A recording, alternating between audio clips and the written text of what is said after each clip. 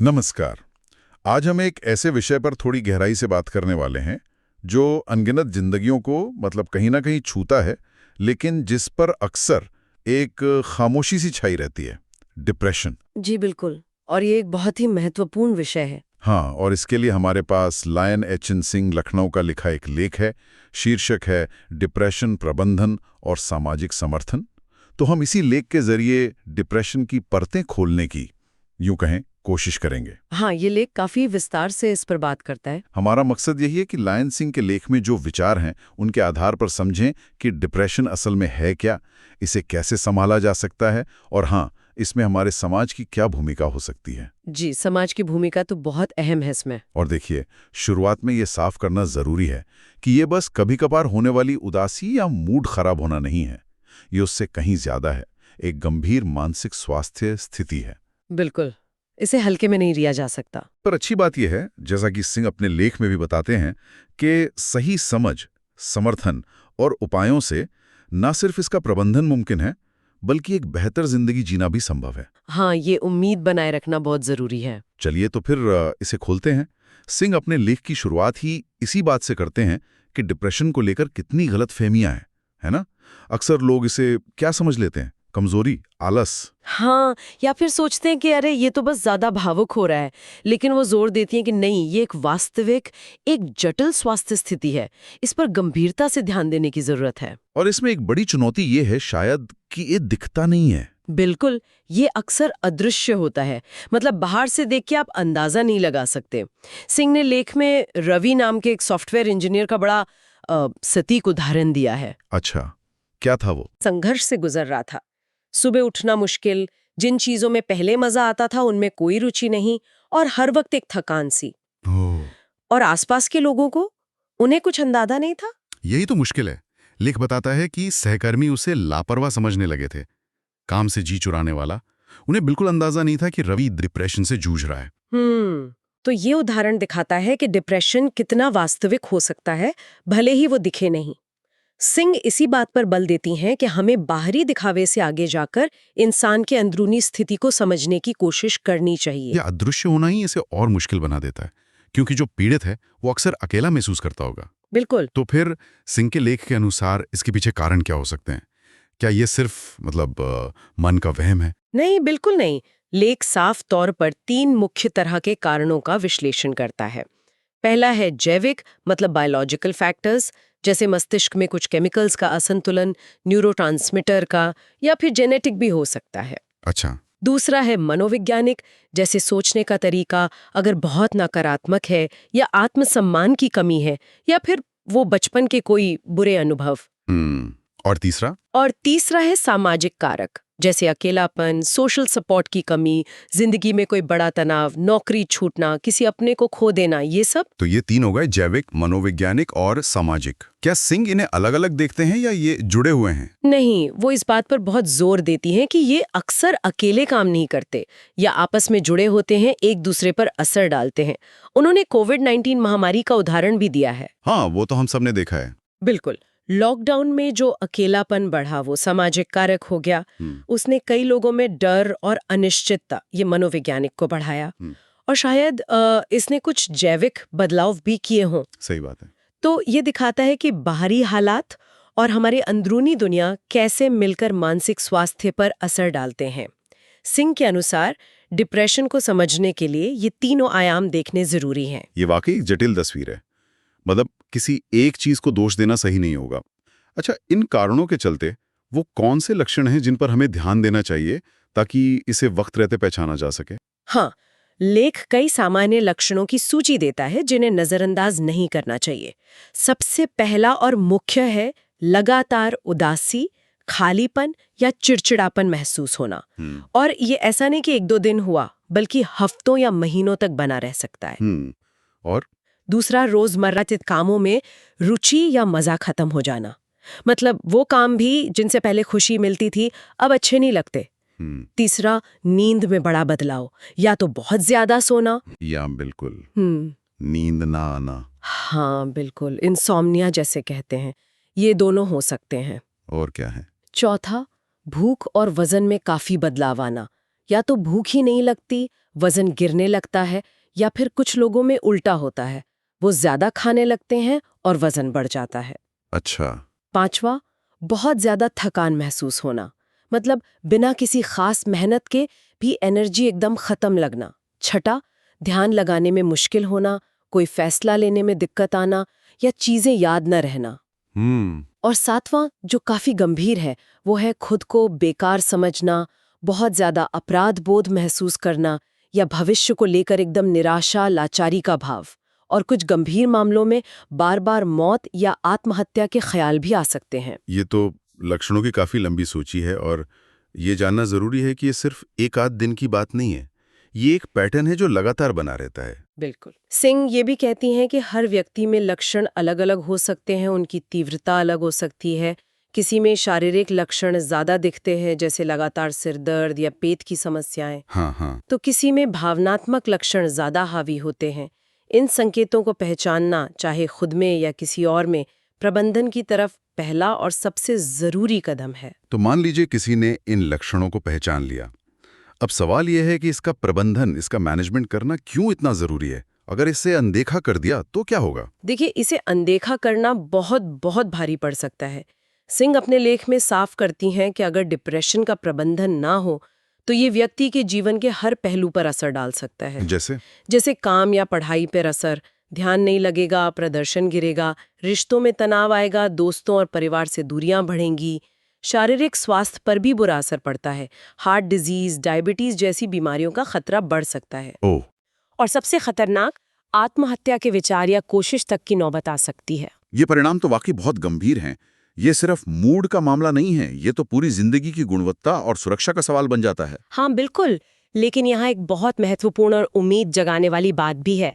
सिंगले ने विश्व स्वास्थ्य संगठन WHO की रिपोर्ट का जिक्र किया है। अच्छा, क्या कहती है वो रिपोर्ट? रिपोर्ट के अनुसार सही इलाज और समर्थन मिलने पर, ध्यान दीजिएगा, 70 से 80% लोग डिप्रेशन से सफलतापूर्वक उभर सकते हैं, या कम से कम इसे प्रभावी ढंग से मैनेज करना सीख सकते हैं। 70 से 80%? ये तो बहुत बहुत बड़ा और हौसला देने वाला आंकड़ा है ना? ये आंकड़ा बहुत मायने रखता है। इसका मतलब है कि मदद मौजूद है और वो काम करती है। निश्चित रूप से। ये आंकड़ा इस बात की पुष्टि करता है कि डिप्रेशन कोई ऐसी स्थिति नहीं है जिसका कोई इलाज न हो। ये प्रबंधन के महत्व को दिखाता है। इसे नजरअंदाज करना या सोचना कि ये अपने आप ठीक हो जाएगा, ये रवैया ठीक नहीं है। समय पर मदद लेना बहुत फर्क ला सकता है। तो चलिए अब उन तरीकों पर आते हैं जिनका जिक्र लायन एच एनसिंग अपने लेख में करती हैं। आपने कहा 70-80% लोग ठीक हो सकते हैं, तो वो कौन से रास्ते हैं जो इस सफर में मददगार होते हैं? जी, सिंह एक मल्टी डायमेंशनल अप्रोच, मतलब एक बहुआयामी दृष्टिकोण पर जोर देती हैं। क्योंकि डिप्रेशन जटिल है तो उसका समाधान भी एक तरफा नहीं हो सकता। उन्होंने कई रणनीतियां बताई हैं। सबसे पहला और शायद सबसे जरूरी है विशेषज्ञ की मदद लेना, प्रोफेशनल हेल्प। सिंह इसकी तुलना फिजिकल बीमारियों से करती हैं, जैसे हम डायबिटीज या अस्थमा के लिए डॉक्टर के पास जाते हैं ना। हाँ बिल्कुल, उसमें कोई संकोच नहीं करते। बिल्कुल, तो वैसे ही मानसिक स्वास्थ्य समस्याओं के लिए भी मनोचिकित्सक यानी साइकियाट्रिस्ट या मनोवैज्ञानिक यानी साइकोलॉजिस्ट या काउंसलर से सलाह लेना सामान्य होना चाहिए। इसे कमजोरी की निशानी मानना ही गलत है। ये बहुत अहम बात है, मानसिक स्वास्थ्य को शारीरिक स्वास्थ्य के बराबर मानना। अच्छा, तो विशेषज्ञ क्या मदद करते हैं? देखिए, मनोचिकित्सक जरूरत पड़ने पर दवाएं दे सकते हैं जो ब्रेन केमिस्ट्री को संतुलित करने में मदद करती हैं, और मनोवैज्ञानिक या काउंसलर जो हैं वो टॉक थेरेपी करते हैं, जैसे CBT का नाम सुना होगा। हाँ, कॉग्निटिव बिहेवियरल थेरेपी। हाँ, इसके जरिए वो नकारात्मक सोच के पैटर्न को बदलने, अपनी भावनाओं को समझने और उनसे डील करने के स्वस्थ तरीके सीखने में मदद करते हैं। लेख में रवि का ही उदाहरण है, जिसने इलाज शुरू किया, थेरेपी ली और धीरे धीरे उसकी जिंदगी पटरी पर लौटने लगी। तो प्रोफेशनल मदद एक मजबूत नींव देती है। इसके अलावा सिंह और किन बातों पर जोर देती हैं? उनसे बात करना बहुत मददगार होता है। सिंह कहती हैं कि सिर्फ ये जानना कि कोई है जो आपको बिना जज किए सुन रहा है, समझ रहा है, ये अपने आप में बहुत बड़ा सहारा है। उन्होंने एक कॉलेज छात्रा का उदाहरण दिया जो डिप्रेशन में थी। सपोर्ट ग्रुप ज्वाइन करने के बाद उसे लगा कि वो अकेली नहीं है, और इससे उसे बहुत हिम्मत मिली। यानी अपनी लड़ाई अकेले लड़ने की जरूरत नहीं है, दूसरों से जुड़ना भी इलाज का ही एक हिस्सा है। और जीवन शैली के बारे में क्या? लाइफस्टाइल चेंजेस, क्या उनसे भी फर्क पड़ता है? हाँ बिल्कुल। सिंह जीवन शैली में सकारात्मक बदलाव को प्रबंधन का एक बहुत अहम हिस्सा मानती हैं। ये सुनने में शायद छोटी बातें लगें, लेकिन इनका मिला जुला असर बहुत शक्तिशाली हो सकता है। जैसे नियमित व्यायाम, रोज कम से कम 30 मिनट की फिजिकल एक्टिविटी, तेज चलना, जॉगिंग, योग, डांस, कुछ भी। इससे मूड अच्छा करने वाले एंडोर्फिन हार्मोन निकलते हैं। हाँ, वो फील गुड हार्मोन्स। बिल्कुल। सिंह ने एक व्यक्ति का उदाहरण दिया जिसने सुबह साइकिलिंग शुरू की और कुछ ही हफ्तों में उसे ज्यादा एनर्जेटिक और कम उदास महसूस होने लगा। फिर है संतुलित आहार, पोषक खाना, खासकर ओमेगा 3 फैटी एसिड्स, फल, सब्जियां, साबुत अनाज, ये दिमाग के लिए अच्छे हैं। प्रोसेस्ड फूड, ज्यादा चीनी से बचना चाहिए। और नींद का भी जिक्र था शायद। हाँ, पर्याप्त नींद की कमी डिप्रेशन को और बिगाड़ सकती है। तो एक रेगुलर स्लीप शेड्यूल बनाना, सोने से पहले स्क्रीन टाइम कम करना, शांत माहौल बनाना, ये सब जरूरी है। ये तो ऐसी चीजें जिन्हें कोई भी अपनी रूटीन में लाने की कोशिश कर सकता है। व्यायाम, खाना, नींद बेसिक चीजें हैं ये तो। बिल्कुल। और चौथा बिंदु जिस पर सिंह ध्यान दिलाती हैं वो है माइंडफुलनेस और तनाव प्रबंधन की तकनीकें। माइंडफुलनेस मतलब वर्तमान पल पे ध्यान देना बिना किसी जजमेंट के, जैसे ध्यान लगाना, मेडिटेशन, गहरी सांस लेने के व्यायाम, प्राणायाम, योग। ये सब मन को शांत करने और वो जो नेगेटिव विचारों का चक्कर चलता रहता है ना, हाँ, वो लूप, हाँ, उसे तोड़ने में मदद करते हैं। सिंह ने आभार पत्रिका यानी ग्रैटिट्यूड जर्नल लिखने का भी सुझाव दिया है। रोज उन चीजों को लिखना जिनके लिए आप शुक्रगुजार हैं। इससे नजरिए में बदलाव आता है। ये खुद से दोबारा जुड़ने जैसा है, शांति पाने का तरीका। हम अक्सर इतने भागते रहते हैं कि इन चीजों के लिए वक्त ही नहीं निकालते। सही कहा। और पांचवा सुझाव है छोटे और वास्तविक लक्ष्य तय करना। डिप्रेशन में अक्सर मोटिवेशन और एनर्जी खत्म हो जाती है।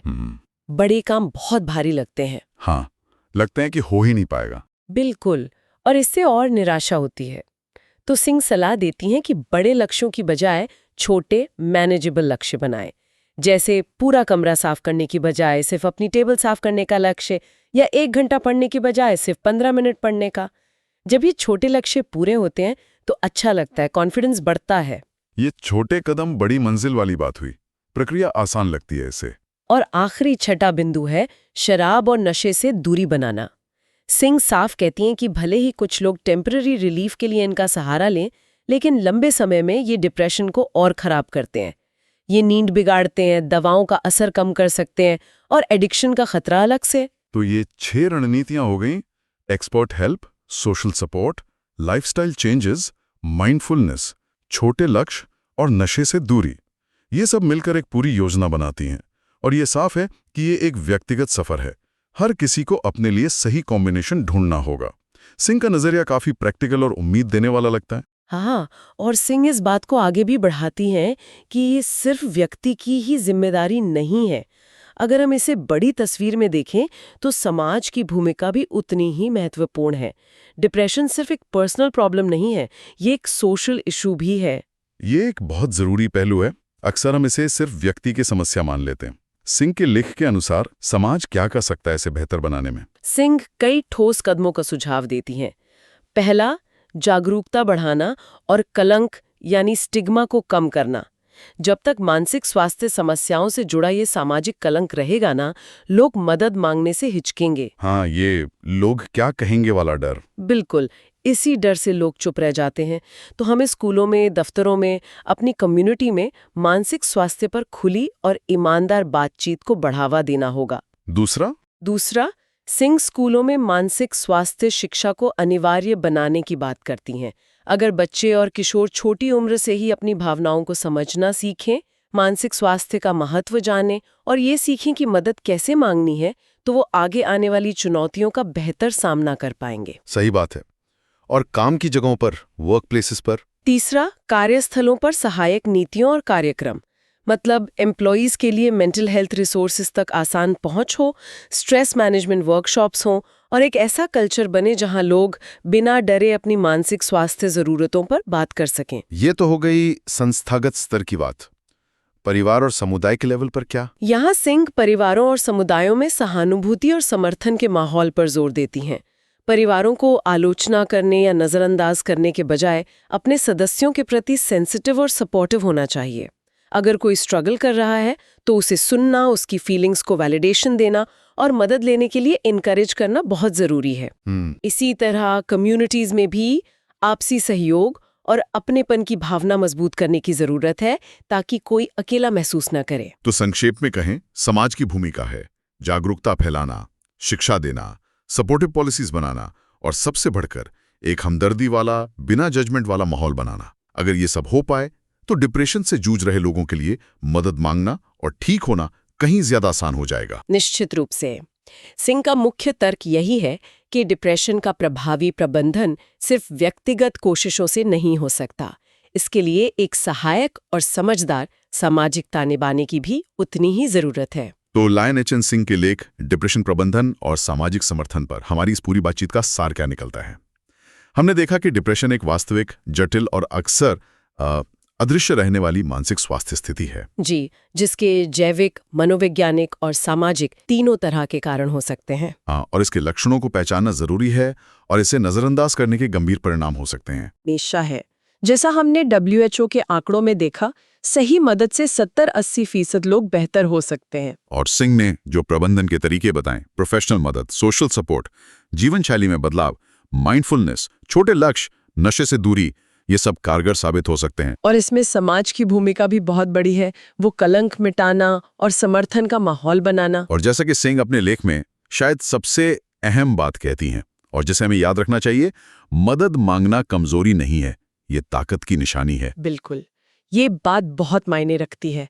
अपनी जरूरत को मानना और उसके लिए मदद लेना, ये हिम्मत का काम है, शर्म का नहीं। हमें डिप्रेशन को चुप्पी, डर और कलंक के अंधेरे से निकालकर करुणा, समझ और ठोस कार्यवाही की रोशनी में लाने की जरूरत है। जी बिल्कुल। और जाते जाते हम एक विचार सबके मन में छोड़ जाते हैं, जिस पर शायद हम सभी को सोचना चाहिए। जरा सोचिए, अगर हमारे समाज में, हमारे स्कूलों में, दफ्तरों में, घरों में और हमारी आपसी बातचीत में मानसिक स्वास्थ्य को उतनी ही गंभीरता, उतनी ही प्राथमिकता और उतनी ही सहजता से लिया जाने लगे जितनी सहजता से हम शारीरिक स्वास्थ्य की बात करते हैं, तो इसका उन अनगिनत जिंदगियों पर कितना गहरा और सकारात्मक असर पड़ सकता है जो शायद आज खामोशी से संघर्ष कर रही हैं।